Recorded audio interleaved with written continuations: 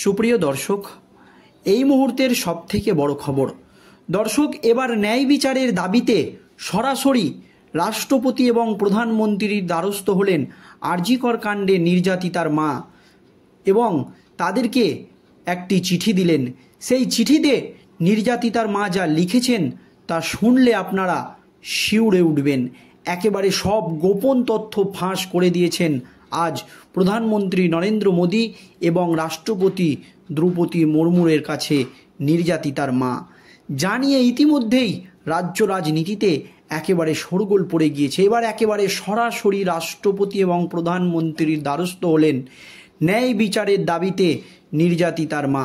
দর্শক, আপনারা জানেন এই আরজিকর কাণ্ডে মহিলা চিকিৎসকের মৃত্যুর ঘটনায় রাজ্য রাজনীতি একেবারে তোলপাড়।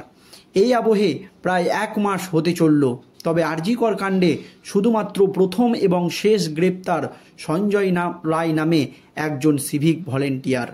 তার পরপরই প্রায় 23 থেকে 24 দিন হয়ে গেল তদন্ত চালাচ্ছে সিবিআই। একজনকেও এখনও পর্যন্ত গ্রেপ্তার করতে পারেনি। তবে আর্থিক দুর্নীতির দায়ে গ্রেপ্তার হয়েছে সন্দীপ ঘোষ, তবে খুন ও ধর্ষণের ঘটনায় নয়। আর এই নিয়ে এবার সরাসরি রাষ্ট্রপতি এবং প্রধানমন্ত্রীর কাছে নালিশ জানালেন নির্যাতিতার মা এবং চিঠি দিলেন। সেই চিঠিতে যা লিখেছেন তাতেই নতুন করে শোরগোল পড়ে গিয়েছে। অনেকেই জানতে চাইছে এই আরজিকর কাণ্ডে তদন্ত কতদূর এগোলো, আদৌ দোষীরা কি শাস্তি পাবে, নাকি ডিএ এবং আরও যে মামলা সুপ্রিম কোর্টে চলছে, ডিএ মামলা থেকে শুরু করে রাজ্য সরকারের বিরুদ্ধে একাধিক দুর্নীতি ইস্যুতে যে মামলাগুলো সুপ্রিম কোর্টে চলছে, সেই রকমই এই মামলাও পিছিয়ে যাবে, সেই নিয়ে সংশয় তৈরি হয়েছে। আর এই আবহে দোষীদের কঠোর শাস্তির দাবি জানিয়ে একটি বিস্ফোরক চিঠি প্রধানমন্ত্রী নরেন্দ্র মোদী এবং রাষ্ট্রপতি দ্রৌপদী মুর্মুর কাছে চিঠি দিলেন নির্যাতিতার মা। চিঠিতে যা লিখেছেন তাতে নতুন করে রাজ্য রাজনীতিতে একেবারে শোরগোল পড়ে গিয়েছে। কি লিখেছেন নির্যাতিতার মা চিঠিতে দেখুন।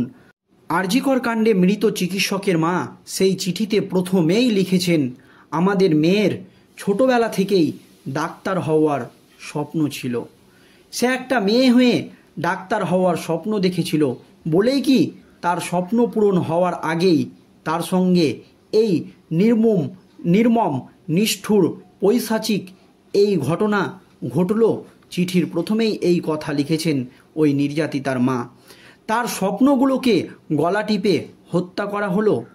যে বা যারা এই ধরনের ঘটনা ঘটালো তাদের আড়াল করার জন্য, সব তথ্য প্রমাণ লোপাট করার জন্য সব রকমের চেষ্টা করা হলো।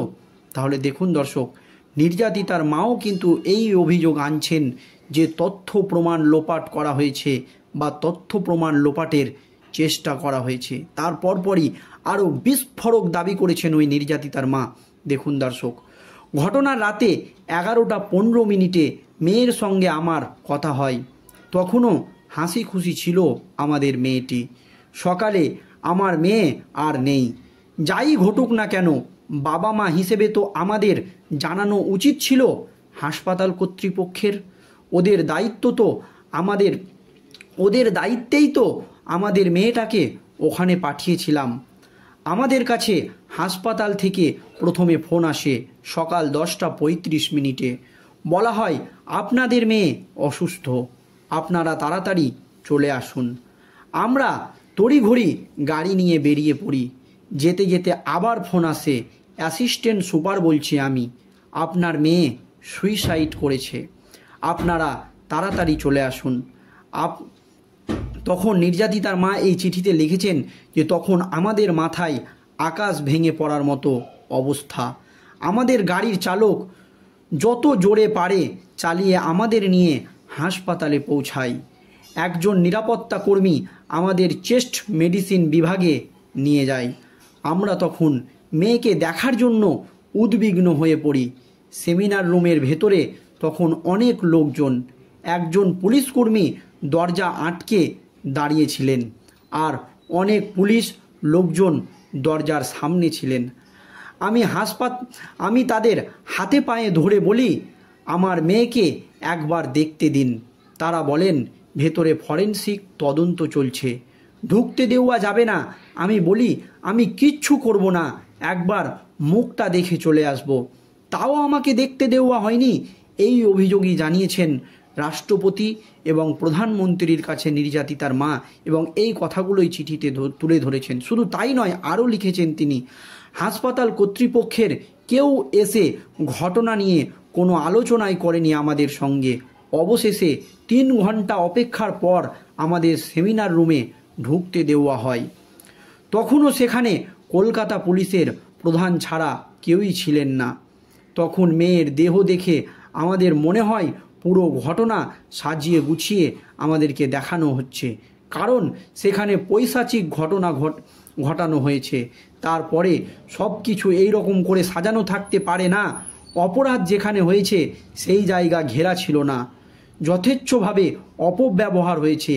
আমরা সেই দিন আমাদের মেয়ের দেহ রেখে দেওয়ার চেষ্টা করি, কিন্তু পুলিশ এবং প্রশাসনের অতি সক্রিয়তার কারণে সেটা আমাদের পক্ষে সম্ভব হয়নি। দেখুন দর্শক, প্রথম থেকেই দাবি করা হচ্ছিল যে তড়িঘড়ি সেই দেহটাকে পুড়িয়ে দেওয়া হয়েছে, আর সেই অভিযোগ কিন্তু এবার রাষ্ট্রপতি এবং প্রধানমন্ত্রীর কাছে জানিয়েছে নির্যাতিতার মা। যতক্ষণে মেয়ের দেহ চুল্লিতে প্রবেশ করানো না হয় ততক্ষণ পুলিশের সক্রিয়তা বজায় ছিল। তারপর কাউকে আর দেখতে পাওয়া যায়নি। আমার সারা জীবনের কষ্ট করে অর্জন করেছিলাম, আর মেয়েটার কষ্টার্জিত একরা স্বপ্ন সব কিছু গঙ্গায় ভাসিয়ে বাড়ি ফিরলাম। একটা রাতে কিছু দুর্বৃত্ত আমাদের পরিবার তছনছ করে দিল। আমরা আমাদের একমাত্র ডাক্তার মেয়েকে হারিয়ে ফেললাম। কেন এমনটা হলো আমাদের সঙ্গে, আমাদের মেয়েটার সঙ্গে? সে তো ডিউটিতে ছিল, একটা সুরক্ষিত জায়গায় ছিল। মানুষের সেবা করতে গিয়ে নিজের জীবন এবং নিজের তিল তিল করে গড়ে তোলা স্বপ্ন ওর সব কিছু দুর্বৃত্তর হাতে বলি হয়ে গেল। এই দুর্বৃত্তরা হাসপাতালের ভেতরের লোক। তিনি পরিষ্কার বলেছেন, যারা এই কাজ করেছে তারা হাসপাতালের ভেতরের লোক, কারণ বাইরে থেকে কেউ এসে এত বড় ঘটনা ঘটাতে পারে না। অতঃপর রাষ্ট্রপতি এবং প্রধানমন্ত্রীর কাছে তার মায়ের দাবি, হতভাগ্য মা এবং বাবার কাতর প্রার্থনা আপনাদের কাছে, অপরাধীদের দ্রুত চিহ্নিত করে বিশেষ আদালতের মাধ্যমে বিচার প্রক্রিয়া দ্রুত সম্পূর্ণ করে দোষীদের কঠোর শাস্তি, কঠোর থেকে কঠোরতম সাজার ব্যবস্থা করুন আপনারা। সেটা যত দ্রুত হবে তত দ্রুত আমার মেয়ে শান্তি পাবে। আমাদের একমাত্র মেয়েকে হারানোর যন্ত্রণা সামান্য লাঘব হবে। বিনীত হতভাগ্য মা। এই চিঠি কিন্তু প্রধানমন্ত্রী নরেন্দ্র মোদী এবং রাষ্ট্রপতি দ্রৌপদী মুর্মু কাছে পাঠিয়েছেন নির্যাতিতার মা।